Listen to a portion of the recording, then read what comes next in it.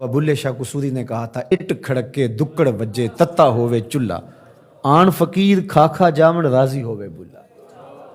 تو آپ کے گھر میں جو کھانا پکتا ہے، ایک آدمی کا زیادہ کھانا پک جائے، کسی مفلوق الحال تک پہنچا دیں عزت نفس کے ساتھ، دعوت کی شکل کے اندر غربا کو اپنے گھروں میں دعوت دیں۔ آج کل یہ فیشن بن گیا امراء کی دعوت کرنے کا، غربا کی بھی دعوت کریں، عزت سے بٹھائیں، اچھے دسترخوان پہ ان کو کھانا کھلائیں، ان کو تکریم دیں، ان کو عزت دیں، اپنے ارد گرد ماحول میں دیکھیں۔ میں نے یہاں بھی کہا ہوا ہے، پھر کہتا ہوں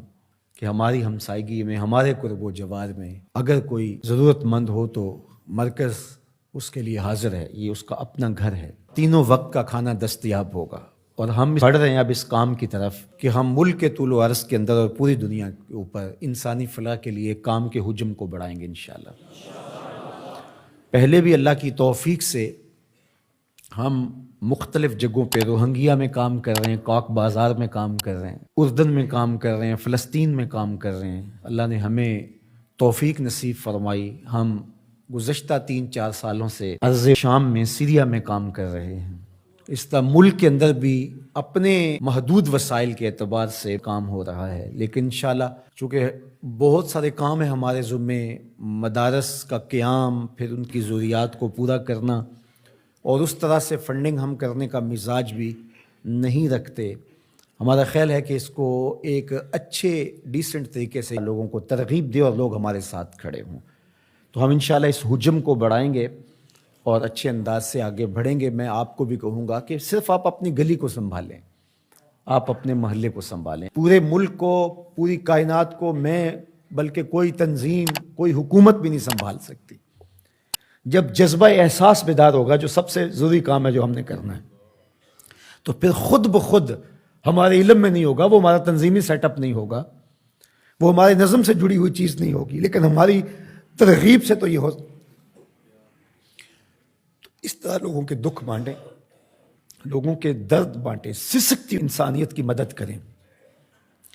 آپ کا رب آپ پہ بڑا راضی ہوگا۔ ادخال السرور فی قلب المومن عبادہ،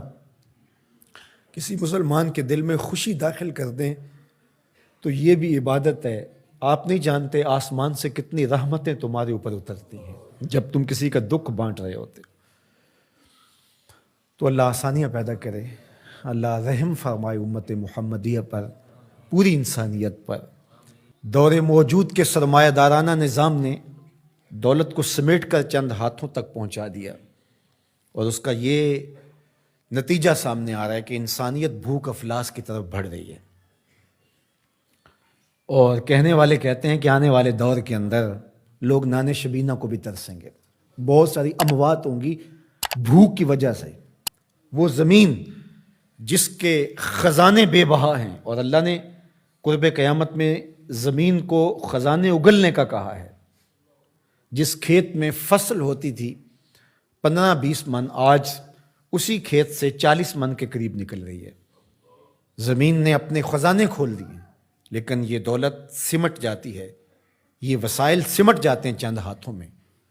اور گندم خراب ہوتی رہی امیر شہر کی، گندم خراب ہوتی رہی امیر شہر کی، بیٹی مگر فقیر کی فاقوں سے مر گئی۔ تمام عمر جو اہل زر کی خلعتیں بنتے رہے،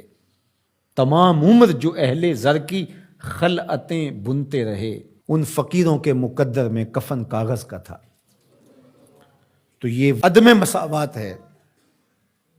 اگر ان لوگوں کا بس چلے تو یہ فضاؤں سے آکسیجن بھی جمع کر لیں اور غریبوں کو سانس لینے کا حق بھی نہ دیں، اور انسانیت جو ہے وہ سانس کے لیے، آکسیجن کے لیے بھی ترسے، لیکن میرے رب نے یہ ان کے کنٹرول میں نہیں دی۔ تو یہ جو ارتکاز زر ہے، یہ قوموں کے لیے بربادی کا سبب و ذریعہ ہوتا ہے، اور یہ سرمایہ دارانہ نظام جو گزشتہ کئی عشروں سے چل رہا ہے، اس کے نتائج اب آپ کے سامنے آ رہے ہیں، اور کتنے لوگ پوری دنیا کے اوپر بھوک اور افلاس کے ساتھ سسک کے مرنے کے لیے تیار بیٹھے ہیں۔